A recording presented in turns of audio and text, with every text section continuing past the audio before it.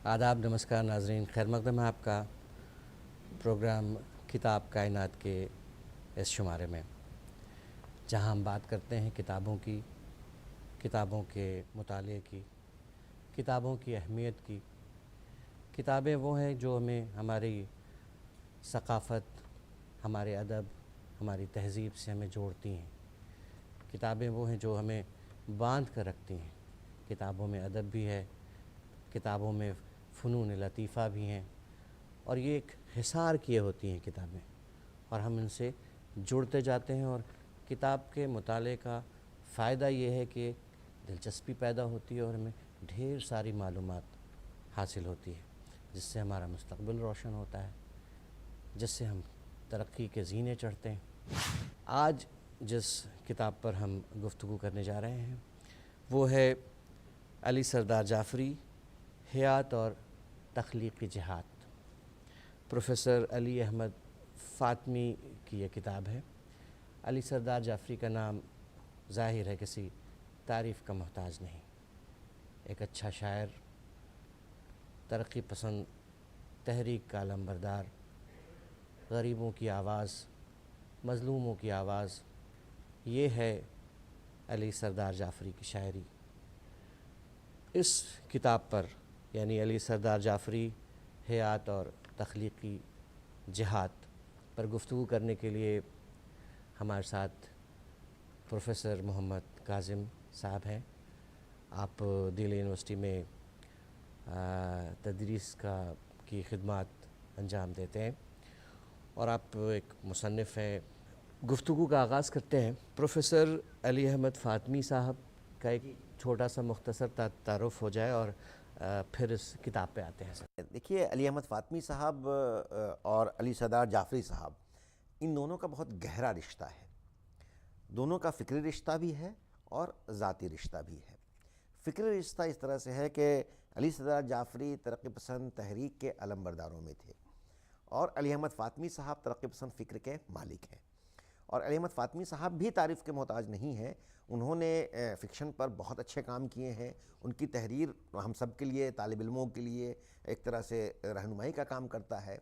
उसी तरह से शायरी पर बहुत अच्छा काम किया है उन्होंने, फ़िराक़ पर बहुत अच्छा काम है उनका, जोश पर बहुत अच्छा काम है उनका, अकबर पर बहुत अच्छा काम है उनका।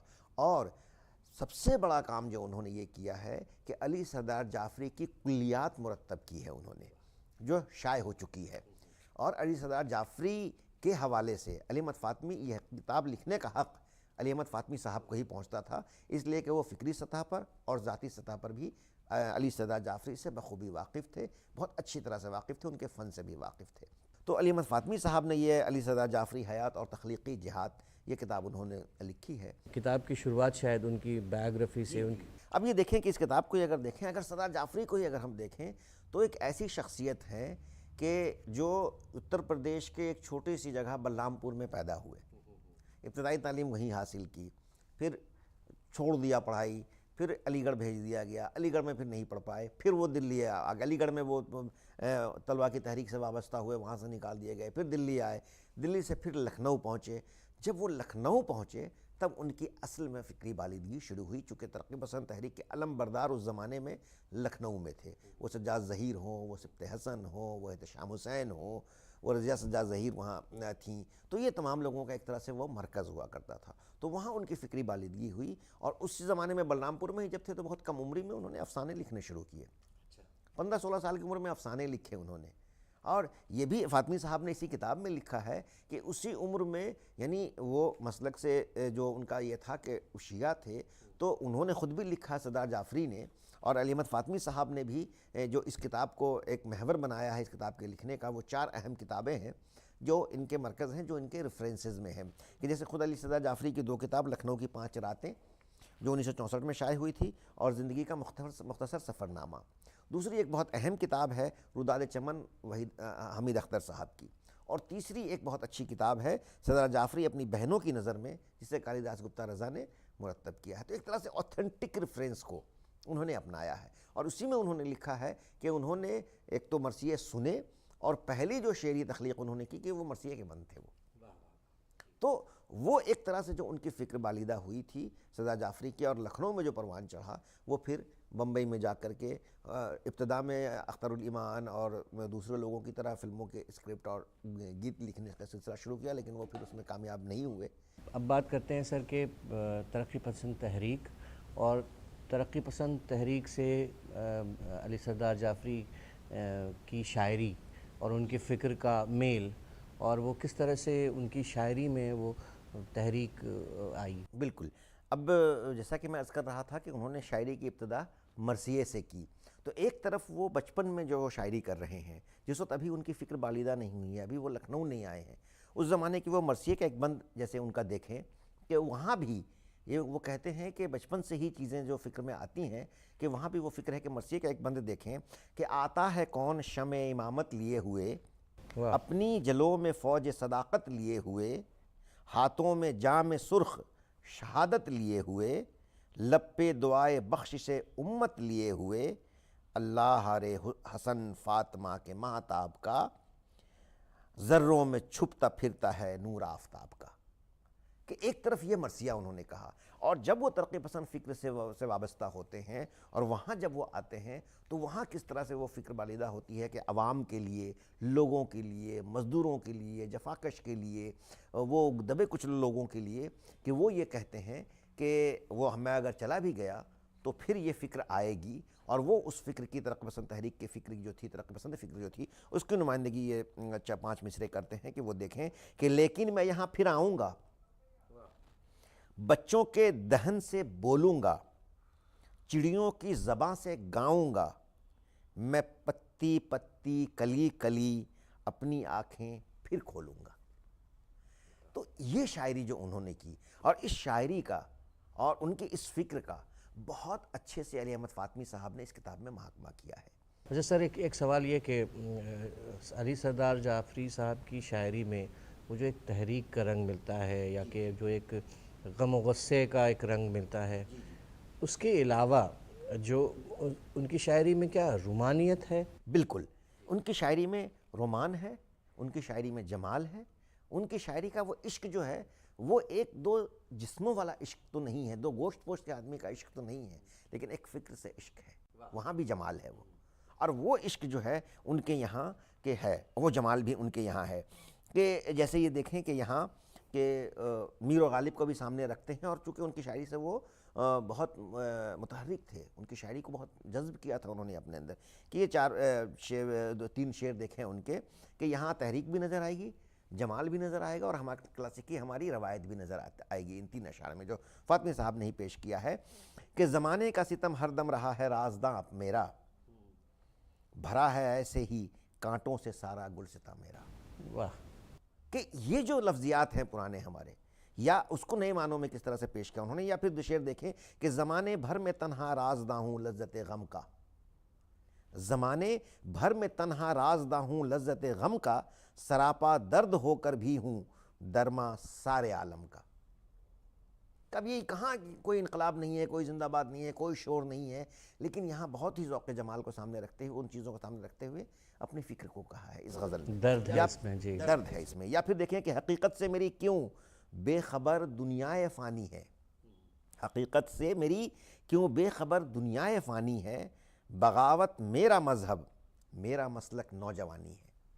تو علی احمد فاطمی صاحب نے جو ایک دوسرا زاویہ فکر، دوسرا نظریہ پیش کیا ہے دیکھنے کا، علی سردار جعفری کو دیکھنے کا، وہ اس چیز میں کھل کر سامنے آ رہا ہے۔ جی بالکل، اور اب تک جیسے یہ ہے کہ ہم لوگ علی سردار جعفری کو ایک شاعر کی حیثیت سے، ایک تحریک کے آدمی کی حیثیت سے جانتے ہیں، لیکن علی سردار جعفری ایک بہت اچھے تنقید نگار بھی ہیں، اس حیثیت سے بھی کم لوگوں نے دیکھا ہے۔ جیسے ترقی پسند تحریک پر جو ان کی کتاب ہے، مارکۃ الآراء کتاب ہے، وہ اس طرح سے اس نظریے سے ترقی پسند کو نہیں دیکھا ہے، اور انہوں نے جینوئن فنکاروں پر اور جو چیزیں سامنے رہی ہیں ان کو رکھ کر انہوں نے اس کتاب کو لکھا ہے۔ تو نظم کے شاعر تھے سر علی سردار جعفری، تو ان کے نظم کے حوالے سے بھی اس کتاب میں کچھ ان کی نظموں کے جیسے نمونے دیکھے کہ ایک نظم ان کی ہے خاموشی، اس کے کچھ ایک بند انہوں نے پیش کیے ہیں کہ خاموشی خواب بھی ہے، درد کا احساس بھی ہے، شمع بھی دل کے اندھیرے کے لیے، حرف جو لب سے تراشے نہ گئے، ذائقہ جن کا زبانیں کبھی چکھا ہی نہیں، بلبلیں ہیں جو تمنا کے چمنزاروں میں، رنگ آئے گا تو مصروف ترنم ہوگی، آج وہ حرف ہے بس حرف ہی حرف، نہ تیرا شیوا نہ فرمودہ، روا روح کے تار پر مضراب کا رقص، شوق کا نغمہ بے صوت و صدا۔ جی تو یہ نظم ہے ان کی، اور اس طرح سے ایک اور نظم ہے شعور کا، شعور، اس کا ایک چھوٹا سا یہ بند ہے کہ یہ دیکھیں، یہ مشرق و مغرب شمال و جنوب پست و بلند، یہ مشرق و مغرب شمال و جنوب پست و بلند، لہو میں غرق ہیں اور شش جہات کا آہنگ، زمیں کی پینگ طلوع نجوم و شمس و قمر، غروب شام زوال شب و نمود سحر، تمام عالم رانائی بزم برنائی، کنول کی طرح کھلے ہیں لہو کے جھیلوں میں، میں ایک نقطہ سر کائنات وہم و شعور۔ تو اب یہ جو پورا منظر ہے ہمارے سامنے کہ کس طرح سے ہمارے پھول، ہمارے پھل، ہماری ندیاں، ہماری جھرنے، ہماری تالاب، تو یہ جو پورا ہمارے ملک کی ہمارے کی خوبصورتی ہے، اس خوبصورتی کا بھی بہت اچھا عکس ان کے۔ بہت ہی دلچسپ گفتگو رہی سر اس کتاب کے متعلق۔ بہت شکریہ آپ کا کہ آپ نے مجھے یہ موقع عنایت کیا، اور میں یہ کہوں گا کہ علی سردار جعفری کے بارے میں کچھ اگر بہتر جاننا ہو تو اس کتاب کا مطالعہ ضرور کیا جائے۔ آپ کا بہت شکریہ کہ آپ نے مجھے یہ موقع عنایت کیا۔ تو ایسی کتابیں ہیں اور آپ ضرور ان کا مطالعہ کیجیے، اور کہتے ہیں کہ زندہ شخصیات، زندہ کرداروں کو ہم دیکھتے ہیں تو ان سے بھی زندگی ملتی ہے، زندگی میں ایک نیا جوش آتا ہے۔ تو اسی کے ساتھ ہی پروگرام کے اس حصے کا اختتام کرتے ہیں اور چلتے ہیں اپنے دوسرے حصے کی طرف۔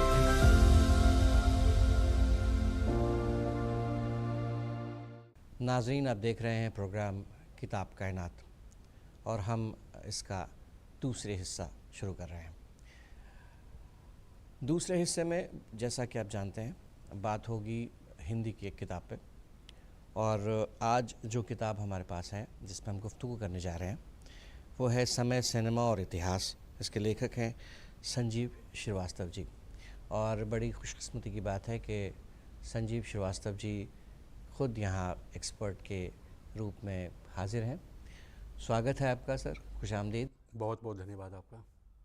گفتگو اس بات سے کہ اس کتاب کو لکھنے میں آپ کا تجربہ، آپ کا ایکسپیرینس کیسا رہا سر؟ بہت ہی اچھا ایکسپیرینس رہا ہمارے لیے، خاص طور پر اس معنی میں کہ میں خود سنیما پریمی ویکتی ہوں، اور سنیما کی سمیکشا لکھنا، فلمیں دیکھنا اور فلمی ستاروں کے بارے میں باتیں کرنا، ان کی کہانیوں پر وستار سے جانا، اور یہ ایک اسٹڈی کا ایک شوق رہا۔ تو جب ہمارے پاس یہ پرستاؤ آیا تو ہم نے اپنے آپ کو بالکل نہیں روکا، اور ہم نے اپنے آپ کو اس کے لیے بہت ایک اچیومنٹ کے طور پر لیا، اور محنت سے جٹ گیا میں اس کتاب کو لکھنے میں۔ اور قریب مجھے لگتا ہے اس کتاب کو لکھنے میں تقریباً 1 سے 1.5 سال کا وقت لگا، جو کہ کافی ریسرچ کرنا تھا، اور جو کہ 110 سال کے اتہاس کا ذکر کرنا تھا اس میں، تو یہ اپنے آپ میں آسان نہیں تھا کہ کئی ساری کتابیں پڑھنی ہوتی تھی، کئی ساری کتابیں ہم نے منگوائی، کئی سارے پرکاشکوں سے سمپرک سادھا، کئی لائبریری میں گیا، میں بہت ساری پرانی فلمیں دیکھی، پرسنالٹیز کے بارے میں ادھین کیا، پھر اس کے بعد تب اس کتاب کو ایک روپ ریکھا دینے کی کوشش کی۔ پھر سر جیسے کہ میں نے بھی اس کتاب کو پڑھا، دیکھا، یہ کہ پورا سینما کا اتہاس ہے۔ سر پارسی تھیٹر کا کیا پربھاؤ شروعاتی دنوں میں سینما پر تھا؟ پارسی تھیٹر کا پربھاؤ یہ تھا کہ پارسی تھیٹر کا پربھاؤ سمجھنے سے پہلے مجھے لگتا ہے کہ پارسی تھیٹر کو سمجھنا چاہیے کہ پارسی تھیٹر آخر تھا کیا۔ پارسی تھیٹر کا مطلب یہ تھا کہ جو آج ہم اس کو بہت آسانی سے سمجھیے، سرل بھاشا میں سمجھیے، کہ آج جب ہم مین اسٹریم کی فلمیں دیکھتے ہیں تو جو اس میں میلو ڈراما ہے، ریئلٹی اس میں کم ہوتی ہے، لیکن اسے ایک فینٹسائز طور پر اسے ہم دکھاتے ہیں، اسے لارج اسکیل پر دکھانے کی کوشش کرتے ہیں، تاکہ لوگوں کو اس کا منورنجن بھی ہو، وہ انٹرٹین بھی کر سکے اور لوگوں کو ایک طرح سے ایجوکیٹ بھی کر سکے، اور کہیں نہ کہیں وہ کلچر سے بھی جوڑ کر رکھے۔ تو پارسی تھیٹر جو اس وقت آیا وہ انگریزوں کی ایک طرح سے دین تھی. انگریز جب ہندوستان آئے تو یہاں اس سے پہلے ہندوستان میں نوٹنکیاں ہوا کرتی تھیں, نوٹنکی ہوتی تھی, اور کی شکل جو ہے وہ انہوں نے نوٹنکی کو انہوں نے اپنے یہاں کا جو ویسٹرن تھیٹر تھا اس نوٹنکی کو انہوں نے ویسٹرن تھیٹر اور یہاں کی نوٹنکی دونوں کے ملا کر کے ایک تیسری چیز بنائی, اور وہ مطلب ہوا اس کا پارسی تھیٹر. تو وہ چونکہ اس کی وجہ یہ تھی, سنکھیپ میں بتاتا ہوں, اس کی وجہ یہ تھی کہ جو یہاں کی نوٹنکی تھی وہ انگریزوں کو ٹھیک سے انٹرٹین نہیں کر پا رہی تھی, ان کو ٹھیک سے سمجھ میں نہیں آتا تھا, اور ان کو یہ لگتا تھا کہ اگر ہم ویسٹرن تھیٹر یہاں پر جیوں کو تیوں دکھائیں گے تو شاید یہاں کے لوگ اس کو نہیں سمجھ پائیں گے. اس لیے یہاں کی نوٹنکی اور وہاں کے ویسٹرن تھیٹر دونوں کے ملا کر کے انہوں نے ایک پارسی تھیٹر بنایا, جس کا امپیکٹ آگے جا کر کے سنیما پر دکھائی دیا. جو مین اسٹریم کے آج فلمیں دیکھتے ہیں آپ, وہ پارسی تھیٹر کا ابھی بھی پربھاؤ ہے. اچھا سر, یہ سورن یگ, سنیما کا سورن یگ, اس پر کچھ پرکاش ڈالیں سر. سورن یگ ہم کہتے ہیں خاص طور پر جو 50 کا دور تھا, سن 50 سے لے کر کے 60-65 کا جو دور تھا, جس دور میں دیوانند, جس دور میں دلیپ کمار, جس دور میں راج کپور, نرگس, مینا کماری, مدھوبالا, ایسے جو آرٹسٹ ہمارے سامنے ہوئے, محبوب خان, بیمل رائے, ایسے گرو دت, اس طرح کے جو ہمارے ساتھ سامنے فلمکار سامنے آئے اور انہوں نے جو فلمیں دی, وہ فلمیں آج بھی کلاسک کہی جاتی ہیں. ان کا مقابلہ اس کے بعد کی تمام اس کے بعد کے جو ایرا آئے, ان کے بعد جو تمام فلمیں بنی, ان کا مقابلہ کرنے والی فلمیں نہیں ہوئی. وہ ایک طرح سے کلاسک ایرا کہلایا. اسی لیے ہم اس کو, چونکہ اس ایرا کے مقابلہ کرنے والی ہم نے کوئی فلم بنائی نہیں, کوئی ہمارے پاس کوئی فلم میکر آئے نہیں, کوئی ایسے آرٹسٹ آئے نہیں, تو اس کو ہم لوگ گولڈن ایرا کہتے ہیں. سر ایک چیپٹر ہے اس میں, ایک باب ہے سر, سنگیت اور شور, اس میں آپ کیا کہنا چاہتے ہیں؟ اصل میں جس سمے یہ کتاب لکھی جا رہی تھی اس سمے ہندی فلم سنگیت میں ایک طرح سے شور کا پرچلن بڑھا تھا, آج بھی ہے. تو مجھے نوشاد صاحب کا ایک کتھن یاد آ گیا تھا اس وقت لکھتے ہوئے, کہ انہوں نے کہا تھا کہ جو شور بن کر ابھرے اسے موسیقی نہ کہو. انہوں نے کہا تھا, اور یہ بات انہوں نے بہت پہلے کہی تھی, مجھے لگتا ہے شاید 90 کے دشک کے آس پاس کہی تھی, جس سمے بہت سارے سنگیتکار کی بہت ہی ایسے سنگیت سامنے آ رہے تھے جس میں بہت لاؤڈنیس ہوتی تھی. جو ڈسکو کا جو کلچر آیا تھا اس سمے ان کی کہی ہوئی بات تھی, اور وہ چیز اسٹیبلش آگے بھی دھیرے دھیرے ہوتی چلی گئی, بہت آگے بڑھتا چلا گیا. اور آج کے دور میں دیکھیے جو سنگیت ہمارے پاس ہے اس میں سر کم ہے, شور زیادہ ہے. تو اس چیپٹر میں جو ہم نے ذکر کرنے کا پریاس کیا ہے وہ یہ ہے کہ جس وقت سنگیت آیا, پہلا سنگیت کب شروع ہوا, فلموں میں سب سے پہلے سنگیت کب آیا, وہاں سے لے کر کے شور تک. اسی لیے سر اور شور کی بات کی گئی ہے اس میں. اچھا سر, اس میں ایک چیپٹر یہ بھی ہے ایک کہ ویوسائیکرن, یعنی کہ کیا اس سے پہلے شروعات سے ہی سنیما ویوسائک نہیں تھا؟ نہیں, سنیما ویوسائک رہا ہے, لیکن جیسے ہم گولڈن ایرا کی بات کرتے ہیں, ابھی آپ نے ذکر کیا نا گولڈن ایرا, آخر ہم کہتے کیوں ہیں, اسی لیے گولڈن ایرا ہم کہتے ہیں اس کو کہ جو بھی فلم میکرز ہمارے تھے اس وقت, ان سب کے بھیتر کہیں نہ کہیں ایک سنیما کو لے کر جنون تھا. مغل اعظم اگر بنی تو مغل اعظم کو اگر ویوسائک دشٹیکون سے اگر بنانے کی اچھا رہی ہوتی کہ آصف صاحب کو, تو شاید 2-3 سال میں بنا دیتے, 1 سال کے بھیتر بنا دیتے. کیوں اتنا لمبا وقت لگا؟ مدر انڈیا اس طریقے سے کیوں بنائی گئی؟ ایسی تمام فلمیں ہیں. راج کپور جو فلم تھی میرا نام جوکر, سنگم, شیلیندر کی فلم تیسری قسم, یہ سب اسی دور کی فلمیں ہیں. تو کیا آپ یہ کہنا چاہتے ہیں کہ اگر ویوسائیکرن پہلے سے ہوتا تو یہ فلمیں جلدی بن جاتی, یا کہ پیسے کہنے کا میرا مطلب یہ ہے کہ ویوسائک چونکہ اس میں پیسہ اگر لگتا ہے کسی بھی فلم میں تو پیسہ نکالنا بھی تو پراتھمکتا ہے. اگر پیسے نہیں نکلیں گے تو آرٹسٹ کو پیسے پھر کہاں سے ملیں گے؟ جو ڈائریکٹر ہے، آرٹسٹ ہے، اور جو جتنے ٹیکنیشینس ہوتے ہیں ان کو پیسے پھر کہاں سے ملیں گے؟ وہ پھر پروفیشن کیسے اس بنے کے لیے گا؟ ویوسائیکرن اس سے ضروری تھا. ویوسائیکرن. لیکن میرا کہنے کا آشا یہ تھا، اس وقت جو فلمیں بنتی تھی اس سمے جو ہمارے فلم میکرز تھے وہ جنونی تھے. ان کی پہلی پراتھمکتا تھی کہ ہم جو بنانا چاہتے ہیں، جیسا بنانا چاہتے ہیں وہ فلم ہمیں ویسی بنانی ہے. آج کی جو پراتھمکتا ہے، آج کی پراتھمکتا یہ ہے کہ ہم ایسی بنائیں جس سے ہمیں 400-500 کروڑ کی کمائی ہو، جو زیادہ بکے. یہ انتر ہے. اس لیے ویوسائیکرن کا زور اس میں دیا گیا ہے. بہت بہت شکریہ سر. آپ کی اس کتاب پر جو میں نے بھی پڑھی ہے، اور اس میں بہت کچھ ہے جاننے کو، اور فلمی ہستیوں کی جیونیاں بھی ہیں، اور اسی کے مادھیم سے آپ نے اس 100 سال کا لمبا سنیما کا اتہاس بتانے کی کوشش کی ہے. سنجیو شریواستو جی، آپ کا بہت بہت شکریہ. آپ ہمارے پروگرام میں آئے اور اس کتاب پر گفتگو ہوئی، اور بہت ساری باتیں، اور بلکہ یہ پورا دستاویز ہی ہے سنیما کا، اور فلم کے اسٹوڈنٹس یا ویسے لوگ جو کہ سنیما میں دلچسپی رکھتے ہیں، فلم میں دلچسپی رکھتے ہیں، ان کے لیے تو بڑی اچھی، ضروری، دلچسپ کتاب ہے یہ. تو ناظرین، یہ تھا اب ہمارا دوسرا حصہ، اور اب ہم چلتے ہیں اس پروگرام کے تیسرے حصے میں. اب خوشی ہے نہ کوئی درد رلانے والا.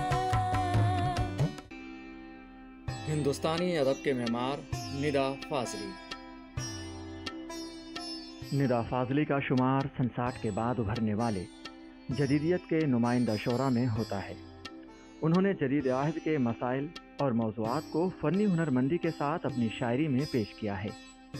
ندا فاضلی کے یہاں زندگی کی مصروفیت، ہجرت، نقل مکانی، محرومی اور اقدار کی شکست و ریخت کو شدت کے ساتھ محسوس کیا جا سکتا ہے. ندا فاضلی دہلی میں پیدا ہوئے. ان کے والد مرتضی حسن ریلوے میں ملازمت کی وجہ سے گوالیر میں مقیم تھے. چنانچہ ندا کے ابتدائی ایام گوالیر میں گزرے. یہی وہ زمانہ تھا جب تقسیم کا سانحہ رونما ہوا. ندا فاضلی کا پورا کنبہ پاکستان ہجرت کر گیا، لیکن انہوں نے یہیں رہنا گوارا کیا.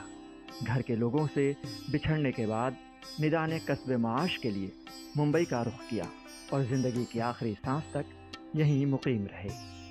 ندا فاضلی کا اصل نام مقتدیٰ حسن تھا، لیکن شاعری کی دنیا میں ندا کے نام سے جانے جاتے تھے. انہوں نے عام انسان کے دکھ درد کو سادہ اور عام فہم زبان میں انتہائی فنکاری کے ساتھ پیش کیا. جدیدیت سے ذہنی ہم آہنگی کے باوجود ندا نے خالص ہندوستانی زبان میں شاعری کی. ان کے یہاں مشکل الفاظ، نامانوس تراکیب اور مبہم تشبیہات و استعارات ڈھونڈنے سے بھی نہیں ملیں گے. وقت کے ساتھ ہے مٹی کا سفر صدیوں سے، کس کو معلوم کہاں کے ہیں کدھر کے ہم ہیں. ساحل کی گیلی ریت پہ بچوں کے کھیل سا، ہر لمحہ مجھ میں بنتا بگڑتا ہوا سا کچھ. گزرو جو باغ سے تو دعا مانگتے چلو، جس پہ کھلے ہیں پھول وہ ڈالی ہری رہے. یہاں کسی کو کوئی راستہ نہیں دیتا، مجھے گرا کے اگر تم سنبھل سکو تو چلو. ندا فاضلی کی طبیعت میں ایک طرح کی دردمندی اور معصومیت تھی. یہی معصومیت ان کی شاعری میں بھی در آئی ہے.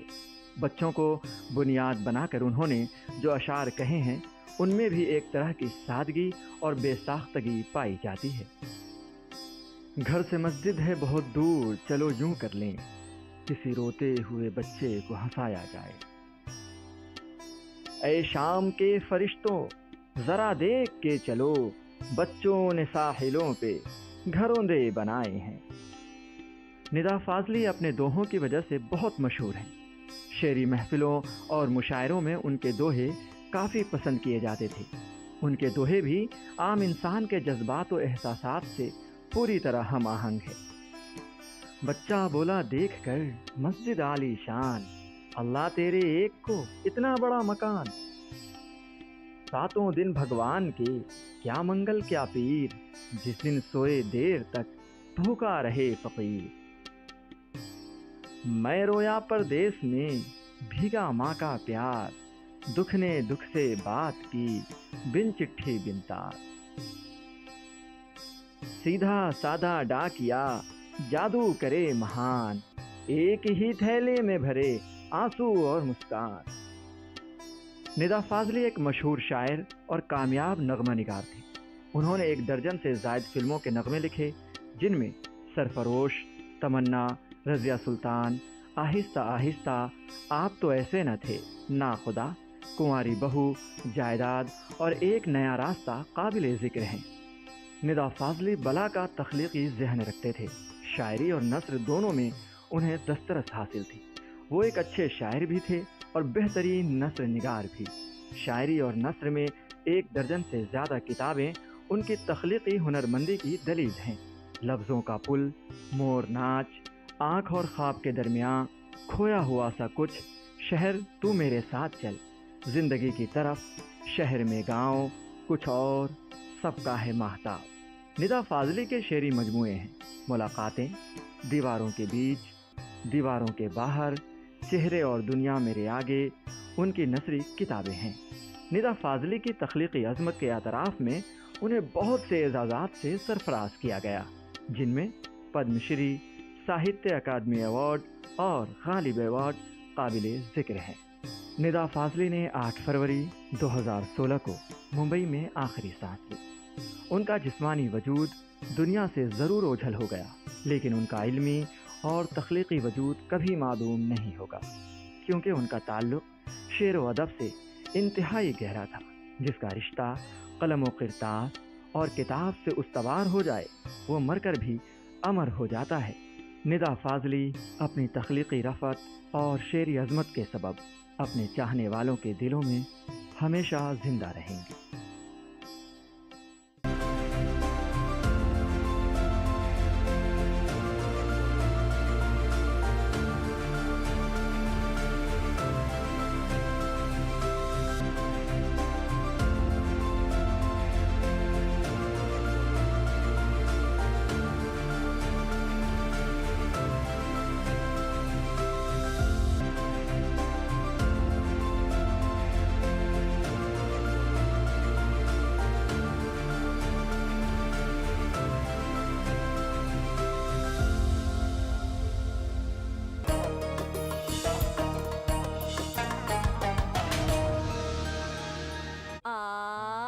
अच्छी बच्ची।